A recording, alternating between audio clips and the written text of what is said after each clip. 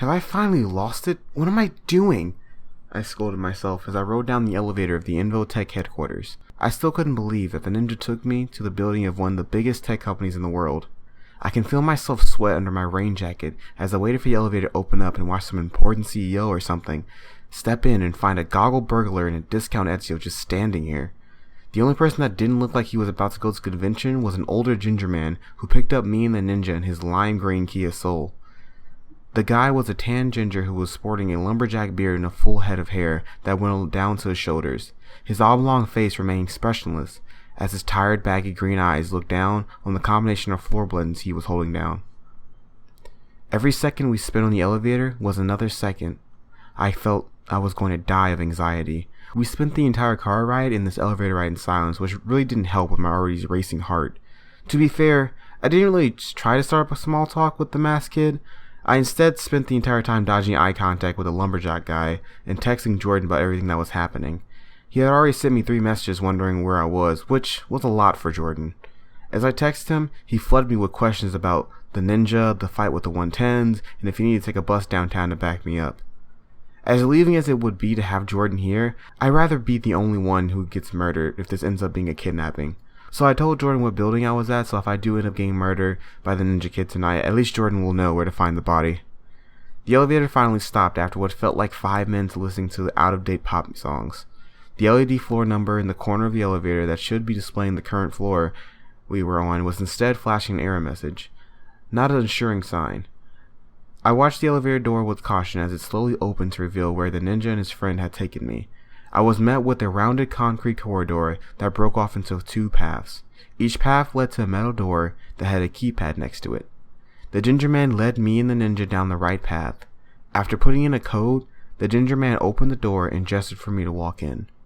All I could see through the door was a big space of darkness, broken up by a collection of squared and blinking lights that looked like a server tower with a computer monitor sitting on the desk.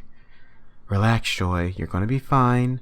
Ninja Guy is going to help you be a better hero. He's totally not going to kidnap and kill you, I thought as I felt trying to calm myself down. I took a deep breath and stepped into what felt like a personal trap for me. The ninja followed behind me and flicked a few switches to the left of the door. A low humming started off, followed by a bright flash of massive lights coming from the ceiling of the room. With the lights on, I could take in just how big the concrete room was. The left of the room looked like a mechanic shop, with half-finished machines scattered among toolboxes, carts, and other things that looked strange. The middle of the room looked like an explosion of tech. There was a wooden office desk that had 3 monitors on top of it. The monitors were plugged into a massive server tower. The right of the room looked like someone stolen a gem from one of those boxing movies. There was a black rope boxing ring surrounded by punching bags, weapons, and exercise equipment. There was also a couch, TV, and fridge shoved over there as well. The entire place looked like Rocky became Batman, and this was his cave. I know, it's a pretty awesome base, the ninja declared as he walked past me and toward the boxing area. I guess even with the goggles and scarf on, it was still easy to tell just how much this place threw me off. Yeah, wasn't really expecting to go to the Batcave tonight, I responded as I took in the place. I like to think this place is a little less flashy than the Batcave, the ginger chimed in as he closed the door and walked past me. The lumberjack guy had a mellow-toned voice that felt lifeless when he spoke. I guess you got a point there, I meekly responded as I followed the ginger to the boxing arena. Want a Capri Sun? The ninja asked as he lifted up Pari's mask to drink. Every sip he took proved to me that there's no way to not look childish while drinking a Capri Sun. No, I'm good, thanks, I lied. I really wanted a drink. I was thirsty and the pouch looked like it was fruit punch, but I decided to listen to the doubt inside of me that was telling me not to take a drink from the group of guys that just drugged me. You sure? These things are really good, Ninja added as he finished his pouch and started to make an annoying sucking noise out of it. I was a bit thrown off by how the ninja was acting. He usually was very serious and always talked in a really dumb, deep voice. But in this weird bunker place, it was like he was finally acting his age, as he spoke to me with his normal tone. Nah, I'll pass. So, you got a hero name or something you go by? Or is you just Goggle Guy like my brother calls you? The ginger asked as he opened up the fridge and pulled out a beer. Hero name? I responded, not sure what he was asking. Yeah, your alter ego that you go by that strikes fear in the foes, just by the sheer mention of it. The ninja explained, switching back into his deep voice halfway through. My name is Dark Steel Stalker. I had to stop myself from laughing out loud. Out of all the names I've called him over the weeks, I never would have thought of something as stupid as Dark Still Stalker. It was worse than Jordan trying to make my hero name Quickie when he was high yesterday. Dark Still Stalker, I repeated, trying so hard not to laugh. Interesting choice there. Ignore my dumb brother. You can just call him Ethan. And I'm Brandon. Brandon spoke up after throwing Ethan an annoyed glance sitting down on the couch. Brandon, I told you to use my hero name when I have the mask on, Ethan whined as his light blue eyes glared at Brandon underneath his ninja mask. And I told you if you want to prove to Goggles he can trust us, we need to open up with him, Brandon argued, his voice starting to show traces of emotion. Ethan then began a barrage of insults and arguments that Brandon shut down quickly and calmly. Is this really the same ninja from the alley that said all that deep stuff? I thought as I watched Ethan's personality make a complete 180 as he talked to his brother. The way those two argued with each other reminded me of how I put up with my annoying younger sister and all her nonsense, which made me feel a little at ease. Something about people arguing over nonsense really makes them way less intimidating. Brandon put an end to his arguing with Ethan after a few minutes, leaving Ethan sitting in the armchair with his arms crossed. Sorry about that. Baby stalker over there can be a bit of a handful, Brandon apologized. Ethan began to say something in protest, but Brandon sent him a glare that reminded me of how my mom looks at me when I start talking back too much. It's more of a warning than a look, and Ethan decided to heed it. Anyways, what should we call you? My natural response was to say Troy, but I stopped myself. Sure, it looked like these two guys just gave me their real names, but I had no idea if they were telling the truth or not. Plus, there's still that whole drugging me part that made me a bit hesitant to be honest with them. I felt an awkward silence fill the area as the two waited for my response, but I didn't know what to say. I get it. I wouldn't want to be so trusting either if I was attacked by my brother. Brandon spoke up as he somehow picked up on what I was thinking. Hey! You're the one who gave me the knife, Ethan protested. The knife I said only to use if things got dangerous. Anyways, is it okay if we call you Shutter? It's what everyone likes to call you anyway. Brandon asked. There goes that name again. That dumb name this news YouTuber calls me. A weird name that this mysterious girl from school uses for me. I wasn't really on board with Shutter, but it was the only name I had. Yeah, Shutter's fine for now, I answered. Anyway, why am I here again? Ethan said something about me being a better hero? Yeah, you suck really bad at your job right now, Ethan bluntly spoke as he got up from his chair and grabbed another pouch. I felt my body tense up as I heard that insult yet again from Ethan. I was about to lash back at him when thoughts of the bank and corner store came back to me. Yup, I mumbled out as my anger was stifled by a wave of memories. But don't worry, after we get some training in you, you'll be an amazing crime fighter like me, Ethan continued as he sat back down and started sipping again. Train me like how to use my powers? Last time I checked, you're just a super dedicated cosplayer, no powers attached, I responded, trying to bring Ethan's ego down a peg. First off, I'm a trained martial artist. Quit with this all cosplaying jokes. Second, I meant train you to actually fight, not just run around like a kid and rely on your speed of yours. Ethan lashed out as he leaned forward in his chair and glared at me. I instantly rolled my eyes at him when he said martial artist, even though he couldn't see that with my goggles on. My annoyance at his ego didn't last as I thought about what he said.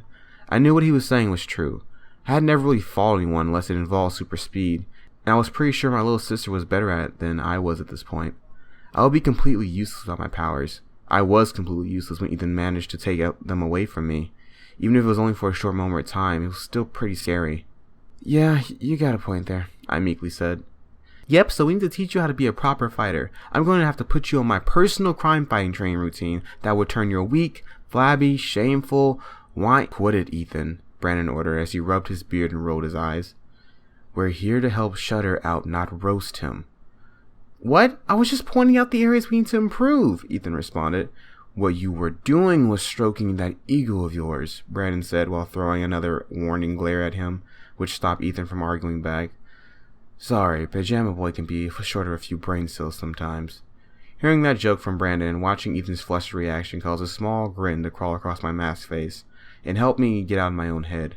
I shook my head and shook away all the thoughts that were filling it up. What's important is in the past, but what I was going to do next. It's fine. I'm used to his whining by now, I joked as the confidence in my voice returned slightly. Anyway, so you guys just want to help me be a better fighter? No, we want to help you with everything when it comes to being a superhero. Learning how to fight is just the first step, Brandon explained as he took a swig from his beer and leaned toward me. So, are you in? Are you ready to become the hero the city needs? Ethan added, and as he switched back to his dark stalker voice. It was really unnerving having the dark steel stalker and the emotionless lumberjack staring at me so seriously as they waited for my answer. Plus, I didn't know what to say. Should I really commit myself? Say yes to the masked idiot who's been stalking me for the past month? People who I really know nothing about? Should I really do this just to be a better hero? You said yes? Jordan exclaimed as he took another hit from his joint in his hands. We were in his 3-bedroom house that was about 3 blocks away from mine. Jordan was sitting on a torn black office chair that was leaning against the open window. I was sitting on his pile of comic books, mangas, and clothes Jordan called it bed. They made a really convincing argument, I explained. I tried to defend the horrible decision I know I made. Dude, he's also was the guy that used the kryptonite dagger on you, Jordan fired back as he took another hit. Can you stop calling it that, you dork?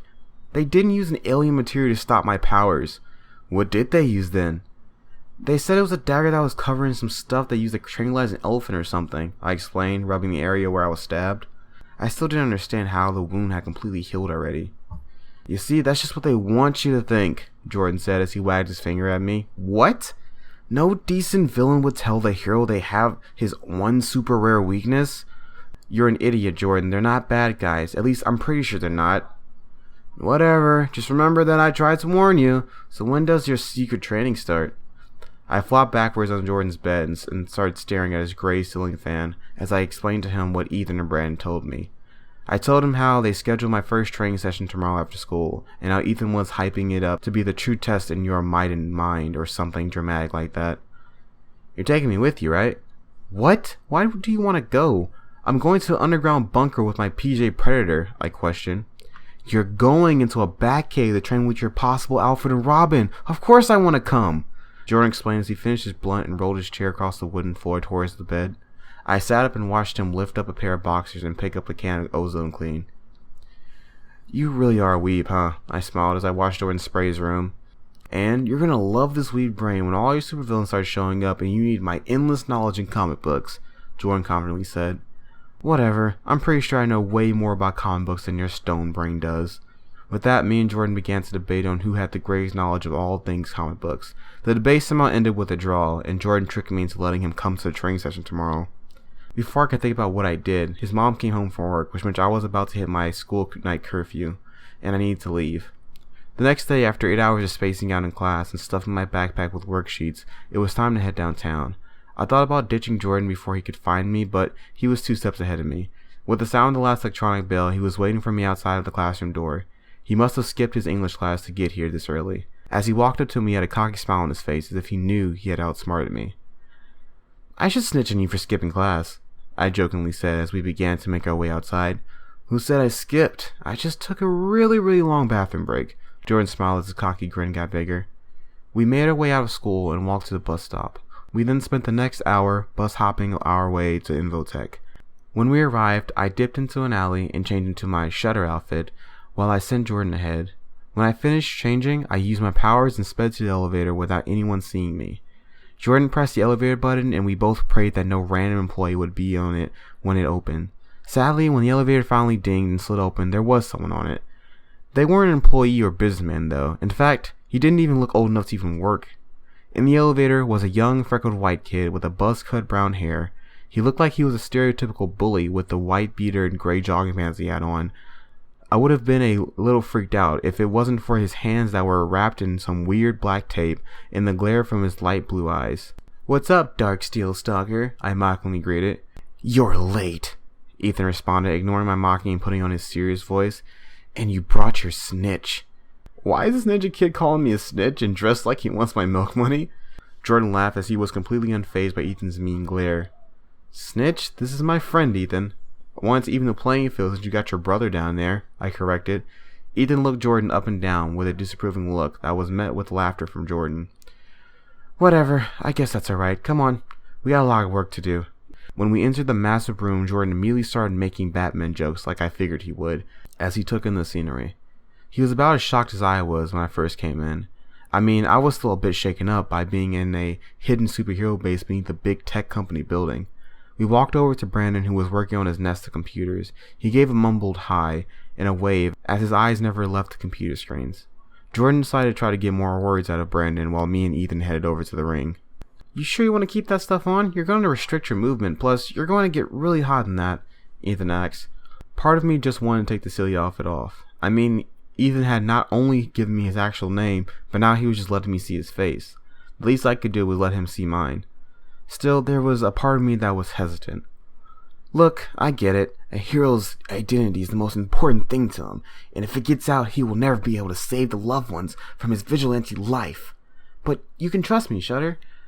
I mean, you know what I look like, Ethan explained in such a silly way, but he had a point. I gave one quick look to Jordan as if to get some input from him, but he was busy harassing Brandon, so I took a deep breath and began to take off my mask and goggles.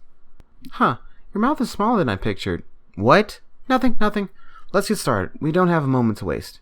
With my big ears and triangle face revealed, Ethan quickly started showing me some warm-up stretches, all of which were very uncomfortable and awkward. After that, he took me into the ring and told me to get into my fighting stance. What is that? Ethan asked in disbelief. What, my fists are up and ready to fight?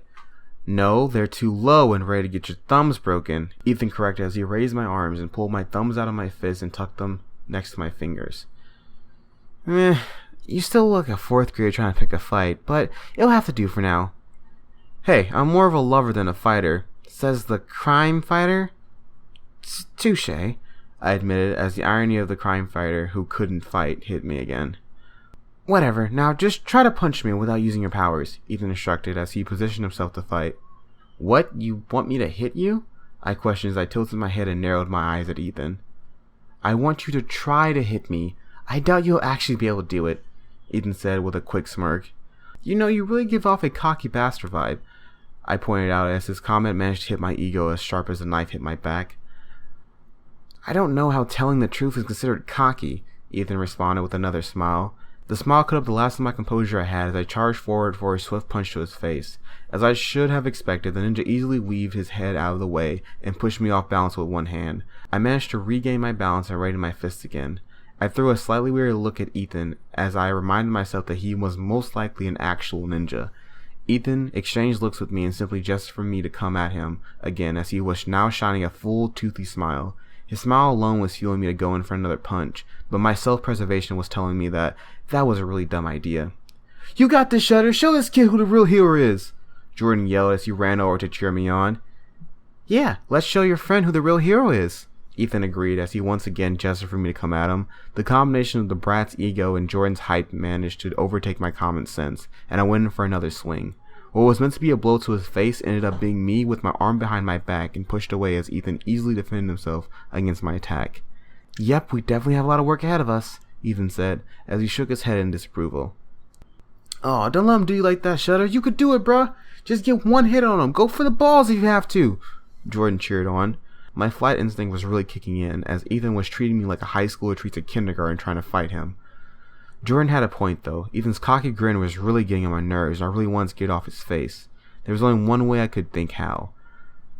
I charged towards Ethan, readying my fist for another punch, but at the last second I threw my right leg up to kick Ethan's crotch.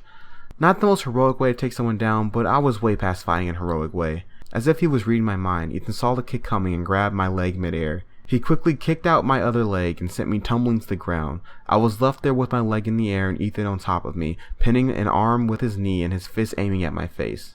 Really, a crotch shot? You're gonna throw trash at me next? Ethan sighed, lowering his fist and offering a hand to help me up. I reluctantly accepted the help as I tried not to recall me throwing spoiled takeout and beer bottles at Ethan. Okay, that's enough of a warm-up. Now let's actually get training started, Ethan continued as he began to stretch his back a little. That was just a warm-up? I asked, hoping that I heard him wrong. Of course, I just wanted to see how much of the basics you need to learn. And well, let's just say you are a lot worse than even I was expecting.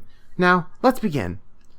I had no funny one-liner or insult to help deflect the sad truth that Ethan hit me with. Even Jordan was left speechless, as all he could do was mumble how Ethan really is an actual ninja.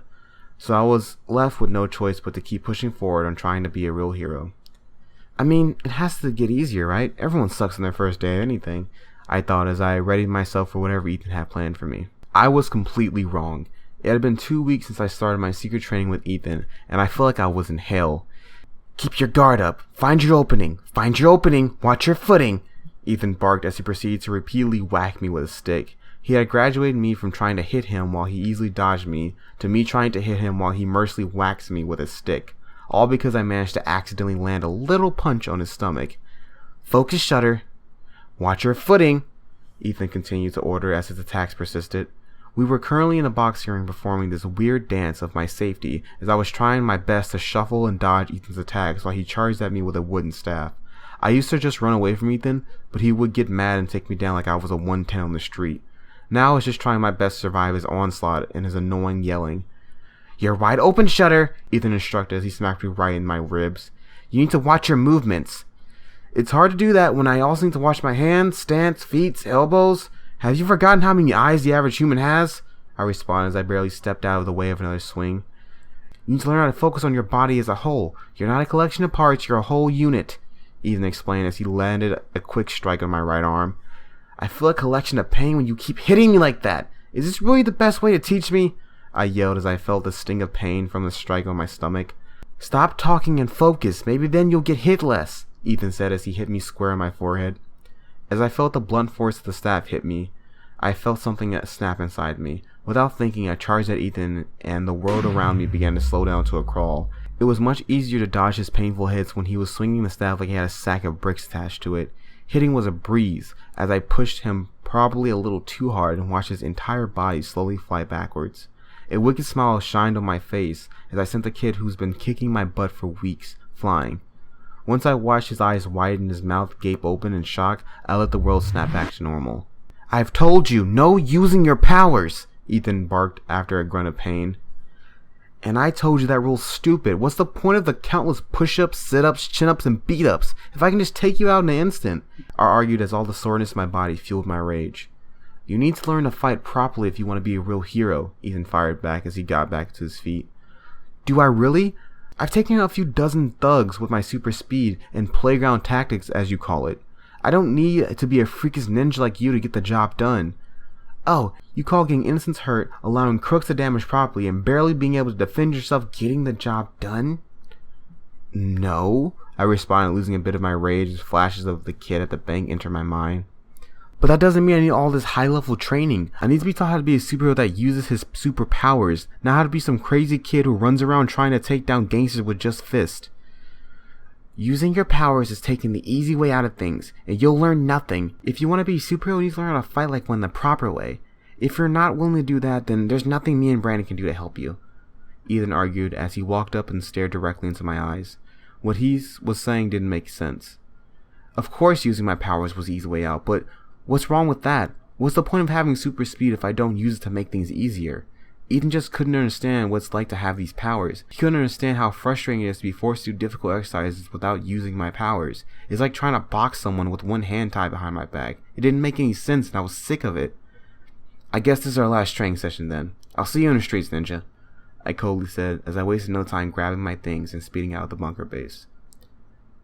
Troy, you're home early tonight, my mom said as I walked into my house. I decided to skip the bus ride and just run all the way home. I wanted to get away from Ethan and his stupid training as quickly as I could. Yeah, the instructor had to end class early today. I lied as I locked the door behind me and walked past the living room toward the kitchen area. Liar, you probably just hurt your whittled body while sparring and came crying home. My little sister mocked as she picked at her peas in her plate.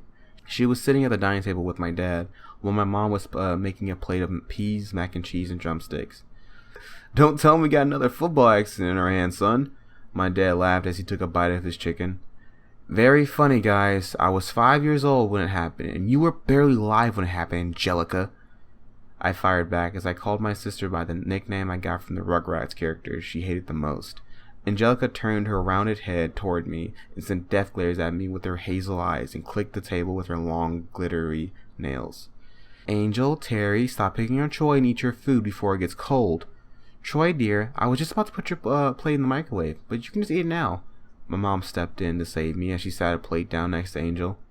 Mama's boy, Angel mumbled as I sat down next to her. Shut up, Daddy's girl, I threatened as I pulled on one of Angel's light brown braids. Angel let out a grunt of pain that caused my mom to yell at both of us to eat our dinner. After a few minutes of silent eating and Angel texting on her phone, my dad decided to speak up. So, how's the self-defense classes going, Troy? My dad asked as he drank some pop. In order to explain the random bruises I was getting from Ethan's training, I made up a lie saying my friend got me and Jordan some free self-defense classes at the Y. It was technically the truth, saying that I was going to Ethan to learn how to fight people who wanted to hurt me. I'm pretty sure I'm going to stop the lessons, I sheepishly admitted, as I tried to forget the argument me and Ethan had by shoving macaroni in my mouth. Ha! I was right, little baby boy hurt himself and wants to quit. Angel smiled with her pink braced teeth. That's not what happened, Angelica, I half lied. I mean, I didn't quit only because Ethan was constantly hurting me. Angel? Mom warned as she threw her the look that caused Angel to retreat in her food. Now, honey, why are you quitting? It's only been a few weeks. I took a few more bites of food, so I thought long about how I was going to weave this lie. Nothing. It's just, I feel like the lessons are pointless, I explained. How so? My dad chimed in. I don't know, it's just like everything we're learning is stupid stuff I don't need to know. Like silly stuff that can't really help me in a fight. Why do you think it's stupid? Dad questioned. I took a pause as I made sure I didn't stray away from the lie. He's teaching me boring things like how to stand and my footing and how to look at the enemy. Sounds like he's just trying to get you through the basics, Troy, Dad pointed out. Yeah, you have to learn the boring basics before you can really be good at something. It was the same with me when it came to dancing, my mom added in. I get that stuff, but he also has me do these stupid exercises that are completely pointless, I said, some aggression crawling back in my voice. Sometimes hard tasks seem pointless and dumb, son, Dad said. No, they're actually pointless. They're annoying tasks I can easily do if you allow me to just use my I barely caught myself as I felt the word super speed nearly escape my mouth. I could see my parents suspiciously stare at me after my sudden pause, so I quickly came up with a save. My arm. Like, both my arms. He makes all of us tie one of our arms behind our backs for this technique he's teaching us. I quickly finished, trying my best to focus on my food and not my family's looks. Okay, so what's the problem with that? Dad responded after a few moments of what I assumed was staring at me. Everything! I exclaimed. I don't get why I need to learn to do something with one arm when I can easily do it with two. It's dumb. Well, what happens if you only have one arm one day? Angel asked as she was rolling a few of her peas with her fork. Her statement made me think back to when Ethan drugged me and almost beat me in the alley. I guess I'll be screwed, but that's a really weird situation, I responded, a bit frustrated that my sister was starting to sound like Ethan. Well, you don't know when you'll lose one of your arms. Seems like a handy thing to learn to me, Angel pointed out. I'm pretty sure I'm not going to be without one of my arms anytime soon, I argued. That may be true, Troy, but you're missing the real importance behind these stupid exercises, Dad said. And what's that? I asked, twirling a fork in anger. I couldn't believe my family was siding with the stupid ideas of the cosplayer. By putting you in this difficult situation, he's forcing you to think in a way you never would have before. He's forcing you to think through his tough situation and find a creative solution to it. A skill that's really handy to have. Yeah, dear, I agree. You can learn a lot from overcoming restrictions. If you learn to defend yourself with just one arm, imagine what you could do if you had both of them, my mom added, completing the table of betrayal. I couldn't respond. All I could feel was my eyes start to twitch. I didn't know what was more annoying, the fact that my family was siding with a guy they didn't even know existed, or the fact that they were actually making sense. You don't agree, son? Dad asked, picking up on my frustration. No, I do. It's just the exercises are so hard and confusing. I don't think I can take them anymore. I'll tell you what, Troy. If I was in your shoes, I'd roll with the punches because even though it's tough now, you'll regret if you went through in the future. That being said, if you really don't want to keep doing it, then it's your choice. I won't stop you, my dad concluded as he got up and began to clear his plate. Yeah, bro, don't worry. You'll still be our little failure if you give up, Angel quickly joked as she avoided my grasp and darted for the trash can and tossed her peas. That's not nice, Angel, my mom scolded as she got up as well. Do whatever you feel is right, sweetie, she concluded.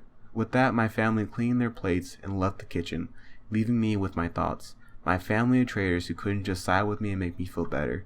They just had to be logical about things and make me feel bad for storming out on Ethan. I mean, he is a pain to deal with, but he's doing all this training to help me, and he hasn't asked for anything in return. He just wants to help me get better. He does it in a painful, tiring way, but I guess it's what I need. Like my twerp sister said, there may be a day when I won't have my powers to save me. I let out a loud groan as I realized that I was going to have to go and apologize to Dark, Short, and Edgy tomorrow. Sometimes it really sucks to do the right thing. I'm too soulful, I'm a prodigy. Living lavish, mama proud of me. Making music, moving like an odyssey. I'm too soulful, I'm a prodigy. Living lavish, mama proud of me. Making music, moving like an odyssey.